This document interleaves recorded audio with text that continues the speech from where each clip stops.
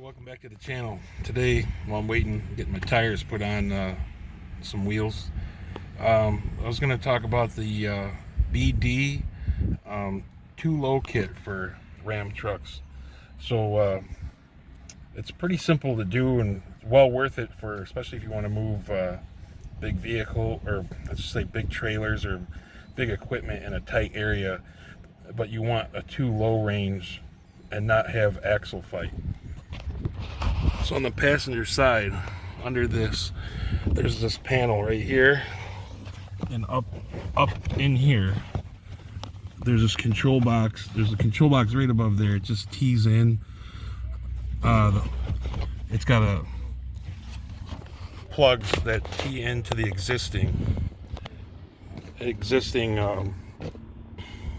module that's there already, and then it has a wire that you can run wherever you want that goes to a switch.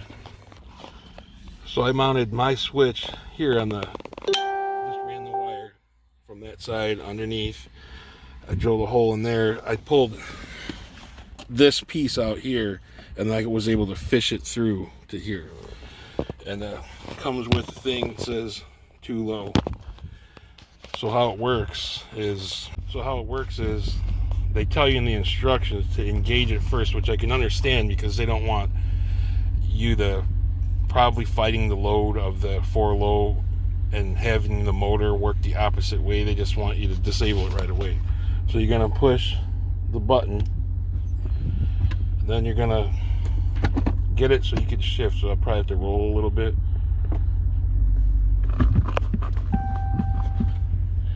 So now I'm in 4.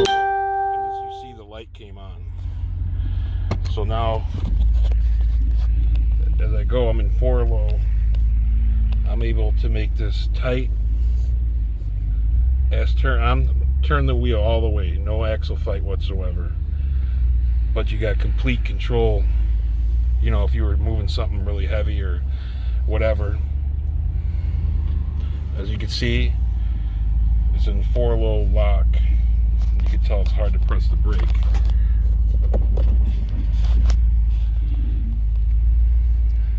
But yeah, I think it's a good setup to have, especially, and you know, you also could put it in 4 high and disable it too.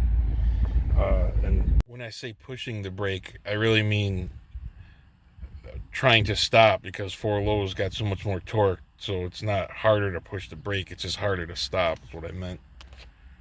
So the perk to using it in 4 high mode is that if you have a power wagon, the sway bar disconnect will not work unless it's at least in 4 high.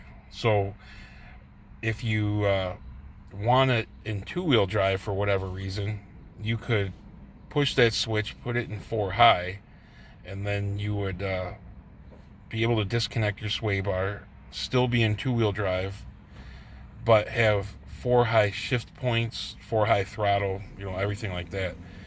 Because if you use the taser to do it, I mean, it's simple to use with the taser, but if you put the spoof on for the 4-low, you're going to have 4-low shift pattern, 4-low throttle control.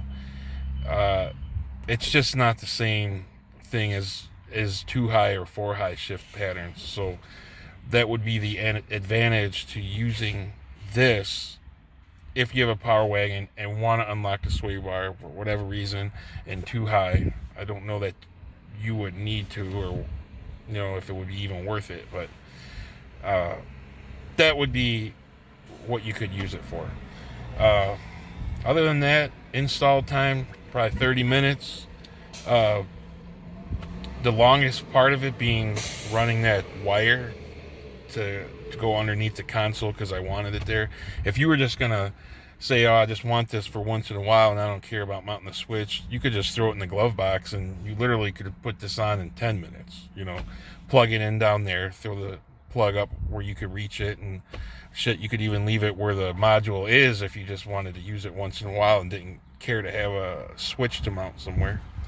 But I wanted it there. It's real easy for me to reach, you know, where I push the lever when it goes to 4-low, then there's buttons right there. So this is for a plow I got over here.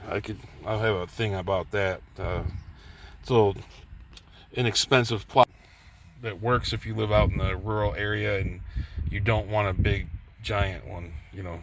But anyway, I'll get to that. But anyway, yeah, so for the cost of it, the time it takes to put it on, I think it's well worth it. And if you got a big, even I think 2,500, 3,500, you want to move a big thing in your yard, or you're out in the farm but you want to turn, you don't want it, you're having a hard time because the axles are fighting each other, that's the way to go. That way you could just do it with a low gear but just the rear wheels. So if you have any questions, just ask, feel free to ask. And if you like what you see, subscribe to the channel, and we'll talk to you next time.